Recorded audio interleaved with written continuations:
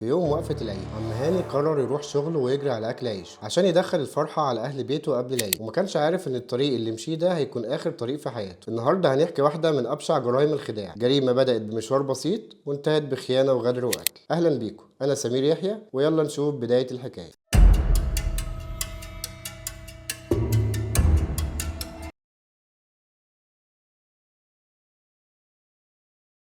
في يوم 30 مارس في منطقة حلوان كان في واحد اسمه هاني عنده عربية بيشتغل بيها في شركة أوبر وبيجري على أسرته زي أي حد. هاني كان عنده إعاقة بسيطة في رجله، لكن ده ما منعهوش إنه يواجه الحياة ويكون مسؤول عن أسرته. وفي يوم وهو شغال جاله مشوار، ولما وصل لمكان العميل لقى شاب اسمه أمير، ومن لبسه كده كان واضح إنه ظابط. ولما ركب معاه أمير عرفه على نفسه إنه ظابط في البحرية. أمير كان ودود جدا مع هاني وفضلوا يدردشوا مع بعض طول الطريق، وأمير طلب من هاني إنه يديله رقمه عشان لو احتاجه في أي مشوار يكلمه. وقبل العيد بيومين أمير فعلا يكلم هاني ويبلغه إنه محتاجه بكرة في مشوار لإسكندرية صد رد، وهيرجعوا في نفس اليوم اللي هو هيكون يوم وقفة العيد. لكن هاني كان متردد لانه كان عايز يكون مع اسرته ليله العيد، ولكن امير بيطمنه انهم هيرجعوا في نفس اليوم وانه هيديله اللي هو عايزه ومش هيختلفوا مع بعض. وهاني في الاخر يوافق لانه رزق وجايله وهيساعد معاه في مصاريف العيد. وهاني يبلغ اسرته انه رايح يوصل واحد اسكندريه وهيرجع في نفس اليوم. وطول الطريق امير بيدردش مع هاني وبيقول له لو احتجت اي حاجه انا موجود، وكلام من ده كتير عشان يطمنه. ولما هاني يتاخر اهل هاني يبداوا يقلقوا ويحاولوا يتصلوا عليه، ولكن بيلاقوا تليفونه مقفول وده بيخليهم يقلقوا اكتر. وبعدها يحاولوا يتصلوا على قرايبهم او اي حد يعرفوه يمكن يكون يعرف عنه حاجه، لكن للاسف بدون اي جدوى. هاني اختفى تماما وملوش اي اثر. وبعدها بنته ما تلاقيش قدامها غير انها تنزل منشور على الفيسبوك باختفاء ابوها، وتنزل صورته مع المنشور ده وتطلب من اي حد يتعرف عليه انه يتواصل معاهم. والبوست ده ناس كتير تشيره وينتشر جدا على صفحات الفيسبوك،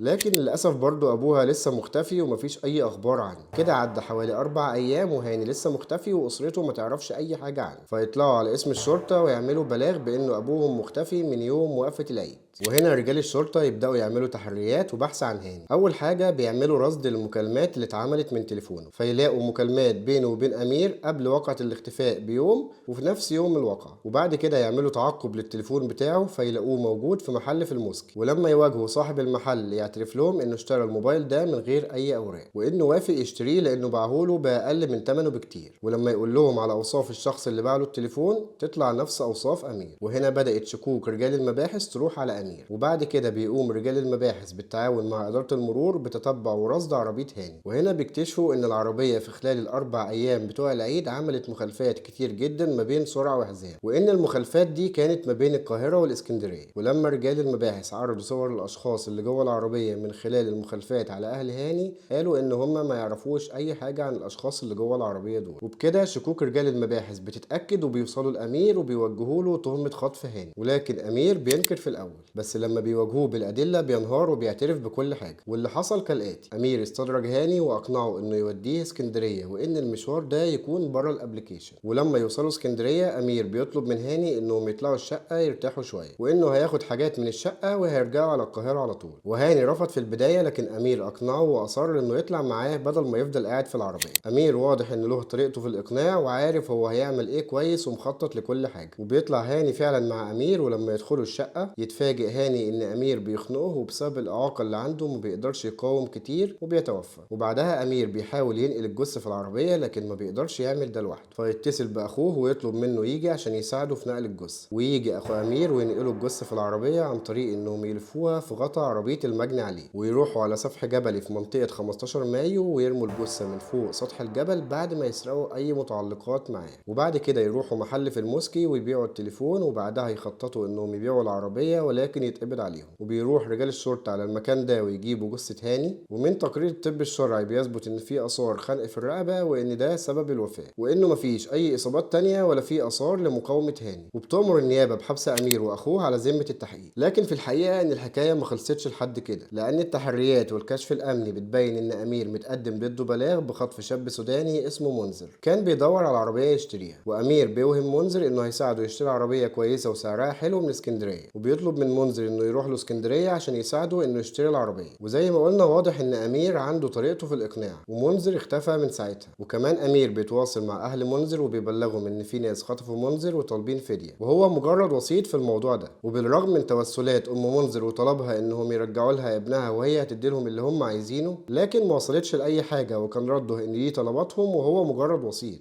وللأسف لسه منذر مختفي لحد دلوقتي، وكمان كان متقدم فيه محضر بخطف أنثى والتعدي عليها، ولكن تم التنازل عنه لسبب غير معروف. للأسف هاني راح ضحية الغدر والخيانة، ربنا يرحمه ويصبر أهله.